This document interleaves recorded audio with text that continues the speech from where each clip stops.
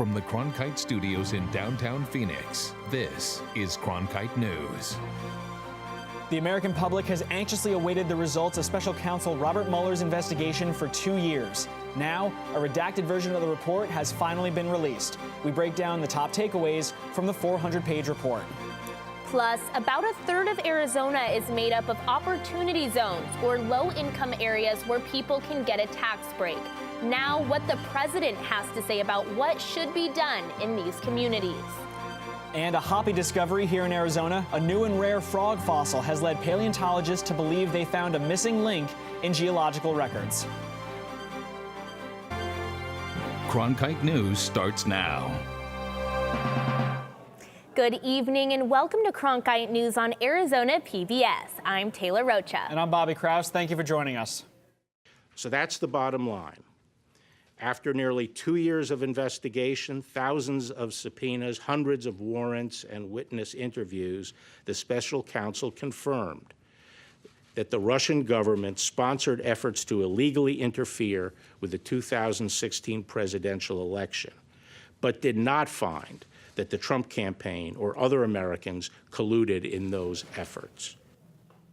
U.S. Attorney General William Barr held a press conference this morning as he released a redacted version of the Mueller report. And Cronkite News reporter Amani Stevens joins us now. And Amani, what's been the reaction to this? Yes, the 400-page report detailing the investigation was sent to Congress as well as posted online. Members of the Arizona delegation weighed in on Twitter and released statements.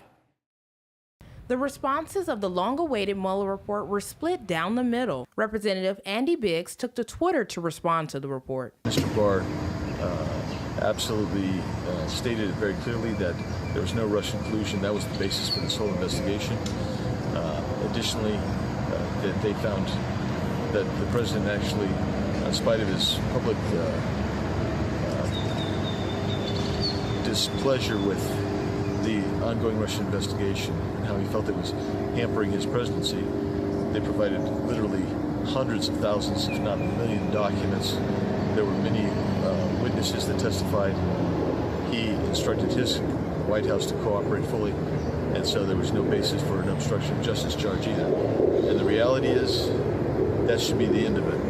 Representative Debbie Lesko shared a similar response. Quote, the report confirms that there was no collusion or obstruction by President Trump or members of his campaign, and ending with that it is, quote, time to move on. On the other side of the aisle, Democratic Representative Tom O'Halloran said in a statement that Congress needs to proceed in a serious manner with a thorough bipartisan review to get a full understanding. Representative Rahul Grijalva said in a statement that President Trump has, quote, mastered the art of deception, and that releasing the unredacted Mueller report will allow Congress to hold the president accountable.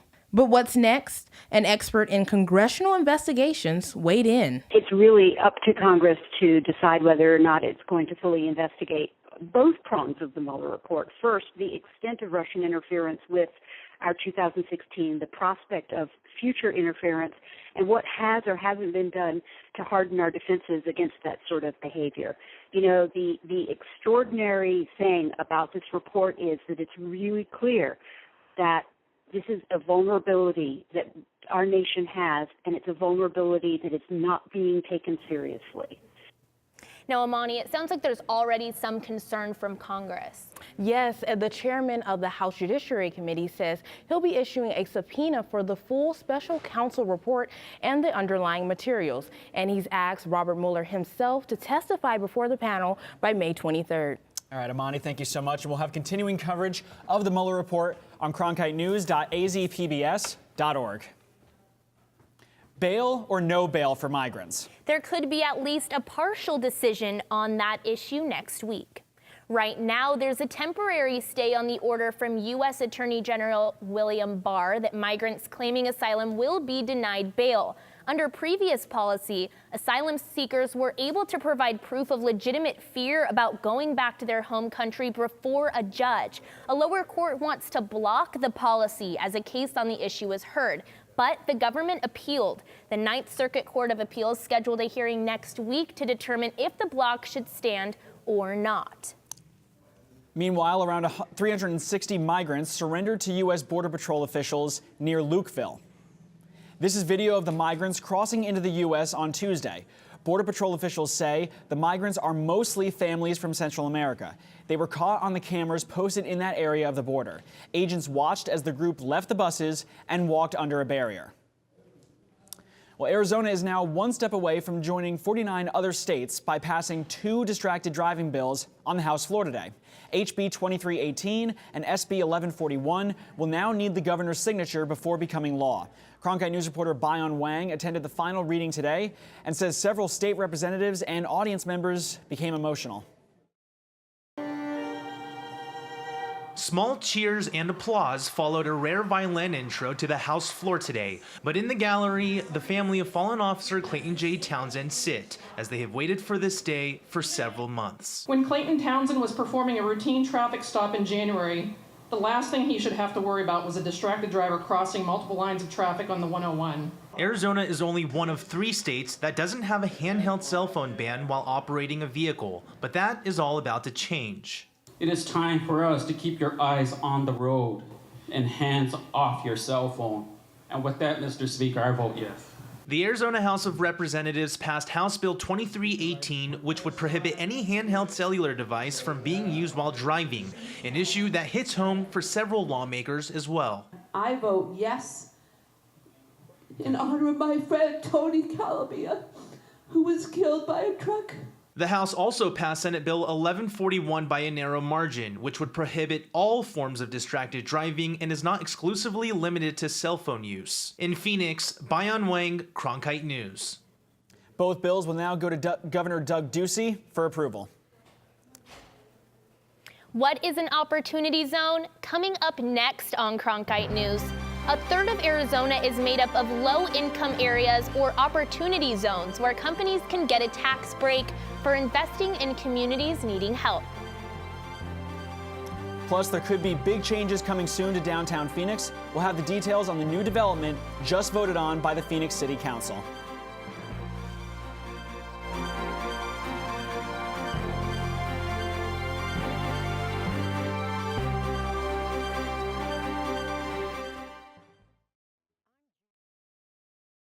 Editor of the PBS NewsHour. The journalists of tomorrow face a fast-changing media landscape, but quality news remains vitally important to our communities, our country, and our world.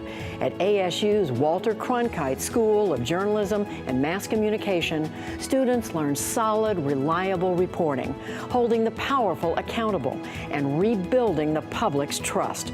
The Cronkite School and Arizona PBS, preparing the next generation for a stronger future of journalism.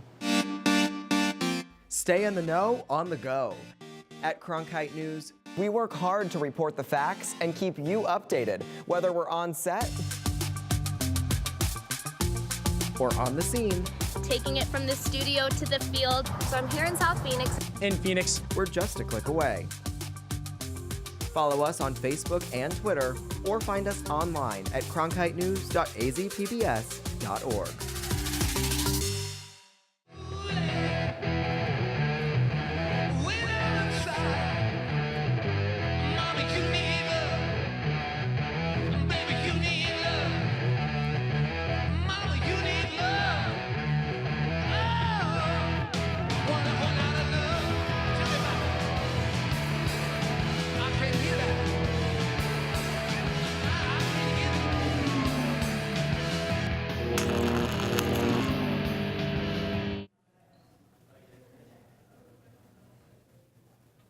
April is Sexual Assault Awareness Month. ASU students are speaking out against sexual violence on ASU's campus, specifically towards members of the Black community. Alexis Pulick went to a rally on the Tempe campus about this issue. According to the National Organization for Women, for every 15 Black women that are raped, only 1 reports her assault. Members of the ASU organization Zaria and the National Council for Negro Women held signs and chanted outside of the Memorial Union. They wanted to raise awareness about this issue and shared their personal experiences with sexual violence. I was a victim of sexual assault when I was 16, and so this rally meant a lot to me, but it also meant a lot in getting other people's voices heard, because I know in my case, I didn't feel like I was heard. And we recognize that we live in a broken system where a lot of victims go unheard. And so this is really just to spread that awareness and also provide those victims with a voice. For those who have experienced sexual violence on campus, you can go to sexualviolenceprevention.asu.edu to find reporting options, resources, and educational programs. In the Broadcast Center, Alexis Pulick, Cronkite News. Well, Arizona State University apparently misused more than $1 million in research grant funds. That's according to a federal audit released earlier this week. The money was supposed to go toward research projects for the university, but an audit showed funds went toward travel, equipment, and scholarships instead. ASU received these grant funds from the National Science Foundation, which has gifted the money to the school for the past 2 years. ASU already says they'll pay them around $200,000. Now, the school disputes some other charges, including a large chunk of the $1 million spent. It may be the most popular government program you've never even heard of. Opportunity zones were created in 2017 to spur private investment in low-income areas. Thousands of zones span cities, rural and tribal areas, and Arizona officials joined others at the White House this week celebrating them. As Alyssa Klink reports from our Washington bureau. Officials from around the country came to the White House for a conference on the importance of economic opportunity zones, but Coconino County Supervisor Jim Park didn't need any convincing. It can be a large corporation that comes in, and they can save a lot of money on capital gains taxes and pour that money back into the community and into the business. The Coconino County Supervisor is talking about opportunity zones, high poverty areas designated by local governments for investment by businesses or individuals looking for a tax break. They'll save that money, and that is the attraction that gets them to come to our depressed area to build their business. These zones were created as part of the Tax Cuts and Jobs Act in 2017. Since then, more than 8,700 have been created around the country, including about 170 in Arizona. At a White House event, President Donald Trump said they are already working. Our goal is to rebuild homes, schools, businesses, and communities that need it the most. The zones let investors shelter capital gains, with the tax break growing the longer they keep their funds in the project. The money is put in an opportunity fund that invests in local developments. If we can create opportunity for economic development, that's what we need to do. Santa Cruz County Board Vice Chairman Bruce Bracker said his county chose to introduce these zones to the downtown area, but that doesn't mean rural areas are being overlooked. I think it's a really diverse problem. Benga Adjulori at the Center for American Progress said local governments often choose places that have the tools to grow, but while that lets taxpayers invest financially in a community, it does not make them invest emotionally. You can actually invest in an area without engaging with the community. Doesn't speak well about the program. Whatever its shortcomings, Bracker and Park say the incentives are a good move by the government to benefit businesses and communities in need. If anything, Park says it should be expanded. Some of the most depressed areas are not in the opportunity zones. So I think what we're going to have to do is go back to Congress and figure that out with expanding the opportunity zones. Even though the program is only 17 months old, they're both seeing improvements from the economic opportunity zones in their communities. Reporting from the White House, I'm Melissa Klink, Cronkite News. Well, the Phoenix City Council has voted to bring major changes to downtown Phoenix. $231 million has been allocated to transforming a city transit center into a new development comprising more than 1 million square feet. It's happening on Central Avenue, where the current Central Station Transit Center acts as a hub for Valley Metro buses and light rail. The new plan calls for replacing that transit center, but will keep some elements and preserve existing bus and light rail routes. The development will include 2 towers, including a 150-room hotel, 300 apartments, as well as student housing, office space, and space for retail, restaurant, and grocery use. Do you own an older car? Coming up on Cronkite News, you could get money from the state to help pass your next emissions test. More on how this could help improve the city's air quality. Coming up, I'll give you your 7-day forecast and update you on the air quality. Stay in the know on the go. At Cronkite News, we work hard to report the facts and keep you updated, whether we're on set or on the scene. Taking it from the studio to the field. So I'm here in South Phoenix. In Phoenix, we're just a click away. Follow us on Facebook and Twitter, or find us online at cronkitenews.azpbs.org. I'm Judy Woodruff, anchor and managing editor of the PBS NewsHour. The journalists of tomorrow face a fast-changing media landscape, but quality news remains vitally important to our communities, our country, and our world. At ASU's Walter Cronkite School of Journalism and Mass Communication, students learn solid, reliable reporting, holding the powerful accountable, and rebuilding the public's trust. The Cronkite School and Arizona PBS, preparing the next generation for a stronger future of journalism. As journalists at Cronkite News, we report on stories that matter to you by focusing on the local impact. We dig deeper and work tirelessly to keep you informed. Live in Wickerburg. Live in Los Angeles. In Cleveland, in Washington, in Louisville. From Jerusalem. Live in Philadelphia. From around the world to right here in Phoenix. At Cronkite News, we report the facts and stick to the truth. Millions of people die every year from drinking dirty water. I would never have felt I had the ability to do something without ASU pushing me. We built filtration systems out of local materials with the people. To see those kids drink clean water for the first time, it's the most rewarding feeling that you can ever have. I went to ASU because I wanted to change the world. The thing I never would have expected is how the world would have changed me. If you've ever failed an emissions test, you know it could cost hundreds to repair. But the Arizona Department of Environmental Quality is working to ease that financial burden. Mike Franzen has been doing this for 44 years, so it didn't take him long to see what was wrong with this Dodge Ram. It's failed what they call the pressure test. Meaning the truck spews toxic fumes into the air. We discovered it was broken all the way around here. This part is obsolete. We've tried every source we know and can't find it, so we've glued it.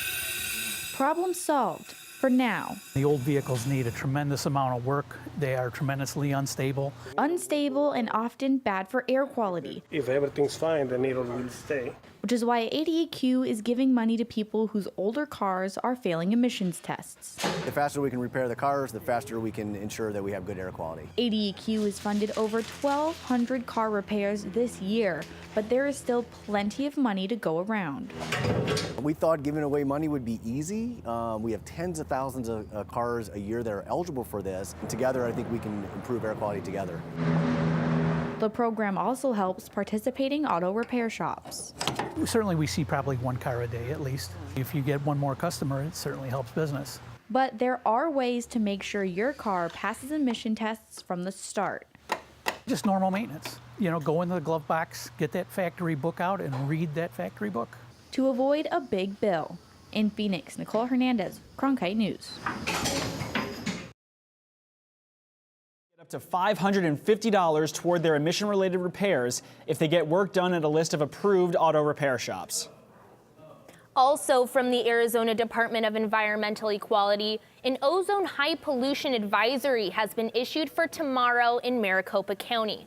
A ridge of high pressure will bring calm winds and warmer temperatures. Those are good conditions for the buildup of ozone. ADEQ says the levels will be unhealthy for sensitive groups. The agency asks you to carpool, use public transportation, or telecommute to keep down the ozone levels.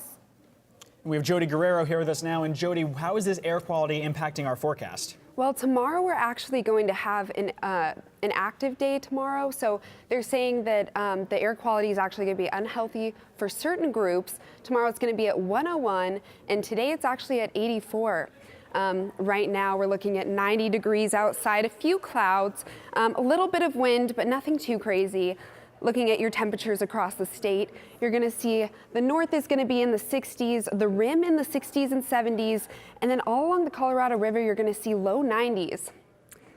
Tomorrow, you're going to see it's going to be pretty sunny. At 8 a.m., we're going to start out in the 70s, work our way to the 80s at 10 a.m., and then hitting the 90s at noon and continue to increase until we reach our max at 98 around 4 p.m.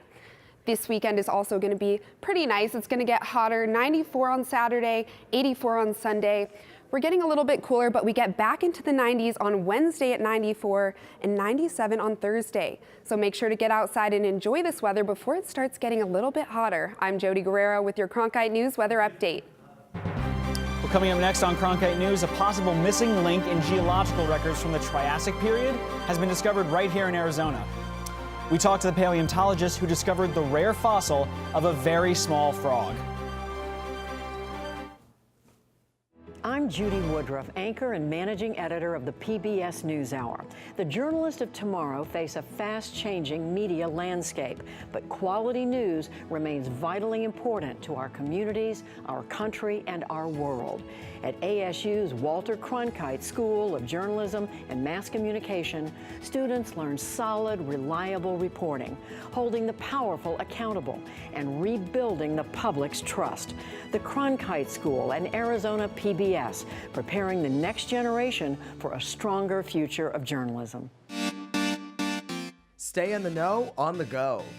At Cronkite News, we work hard to report the facts and keep you updated, whether we're on set or on the scene. Taking it from the studio to the field. So I'm here in South Phoenix. In Phoenix, we're just a click away. Follow us on Facebook and Twitter, or find us online at cronkitenews.azpbs.org.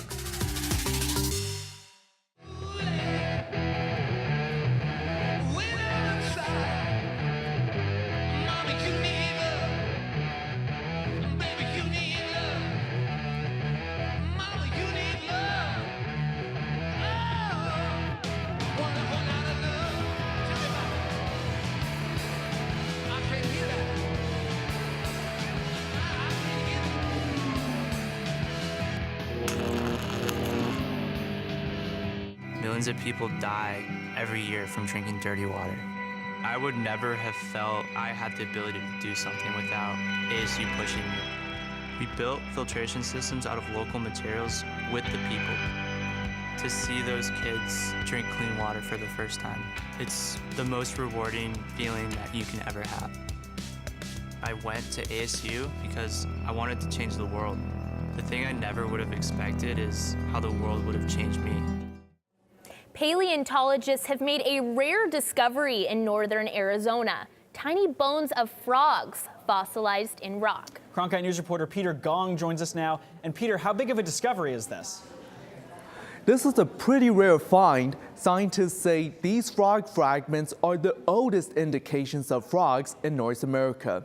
These fragments were found in Petrified Forest National Park, a neighboring ranch, and a stone quarry. Paleontologists say this frog is so small, it would sit on the tip of your finger. Adam Marsh and Michelle Stocker had been out all day in hot weather, breaking rocks open when they made a discovery of a lifetime last May. And what we saw under the magnifying glass was something that looked a lot like a fossil frog pelvis. But figuring out that this was indeed a frog was a big challenge. We look for bones and jaws and teeth and things like that that might be preserved in those layers that way. And this part of the frog, this hip bone that we found, is really distinctive for the group. The fossil fragments are smaller than a pinky nail. The fossils were discovered in what's called the Chinle Formation, layers of rocks that were deposited over 200 million years ago during the late Triassic period. Marsh says back then, this land was much different. So they're living in somewhat wet environments, but in the Triassic here in Arizona, all of the rocks are deposited by rivers, lakes, streams. So we see sort of these sort of seasonal wet periods. These are the first frog fossils to be found near the equator during the Triassic period. Stocker says they fill in a gap in the geologic timeline. So the earliest earliest records of frogs are from the early Triassic, which is about 250 million years old, and these are from high latitudes, so far up in the northern hemisphere and then pretty far south in the southern hemisphere.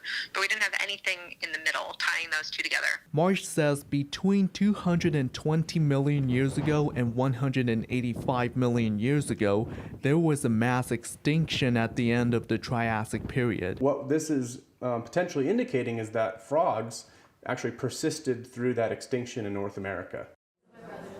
A team of paleontologists led by Virginia Tech's Michelle Stocker plan to go back to Petrified Forest National Park in early June to search for more fossilized frog fragments. In the broadcast center, Peter Gahn, Cronkite News. Thank you, Peter. Cronkite News is proud to be the news division of Arizona PBS. Here's what's coming up on Arizona Horizon and PBS NewsHour. On the next Arizona Horizon, we'll sit down with Governor Ducey and discuss immigration and the state of emergency in Yuma. And we'll break down the Mueller report and discuss what it all means. It's the next Arizona Horizon. I'm Judy Woodruff. On the next NewsHour, full coverage and analysis as the Mueller report is made public with redactions. That's Thursday on the PBS NewsHour.